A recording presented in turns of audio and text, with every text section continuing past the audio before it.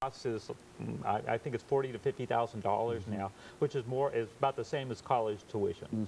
You know, so if we can prevent somebody from being incarcerated, you know, for violence, you know, and we could pay for their college education. Now, again, we have to get them to that point. So that's why it's very important to work with the schools, to work with a lot of other community agencies, because young people, a lot of times, like myself, aren't exposed to role models, people who are encouraging them to go on and continue their education, to make them believe that they can actually do something other than what they see others doing in their immediate environment.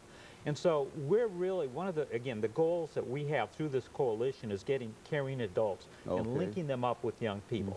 And we've got some major initiatives now that we're working on to do that. We've got a lot of the community agencies that do that. In fact, Tennessee State is one of them through the service learning program. I've talked to Dr. Sue Fuller about seeing if there's ways that we can actually link up some of the freshmen, because hey, you have service learning responsibilities for all students that are here at Tennessee State, and see if we can link them up with young people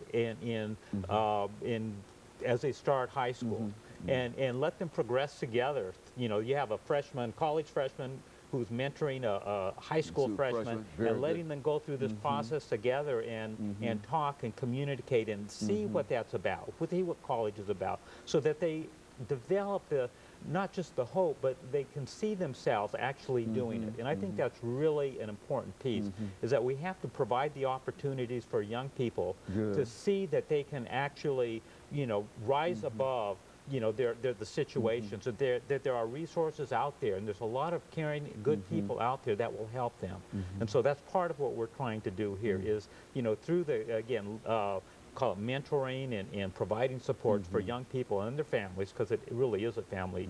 You know, we have to affect the whole family to help youth, you know, really to develop some, you know, these sorts of aspirations. You know, before we get off this, Doctor, let's have you to say something in reference to Meharry Medical College, especially dealing with the area that you're involved in, and how that area is able to support what Meharry is doing. All right.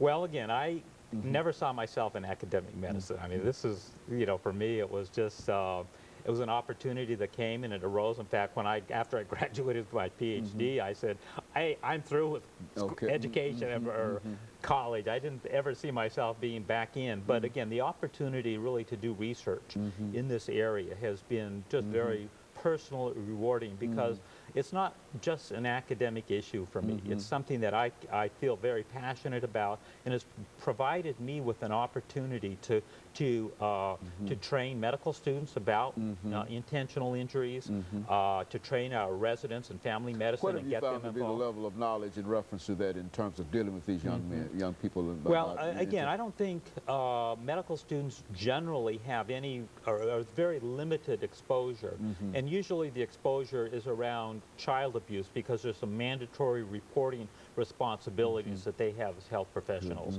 and the same with intimate partner violence. There's been more attention given to that area in recent years. But in terms of youth violence, they often have no understanding of what the problems are or what their role is. And so part of my responsibility is to help them understand that when they see a young person, they need to ask questions to see if, again, if they're being bullied at school, to see if they're threatened on the way to school and after school. Who do they hang out with? Are their friends in gangs or gang involved, or their siblings? Because if they are, it increases their risk for getting involved in activities that may lead to them being either a victim or a perpetrator of violence. And so it's very important for a medical student to be able to make that assessment, not that they're going to treat them in that sense, but they can help either through counseling and guidance, or through a referral to community programs. And that's part of what we do, is help them. We give them a directory. We work with the Oasis Center that's created a directory of youth services here in Nashville. It's called the 411.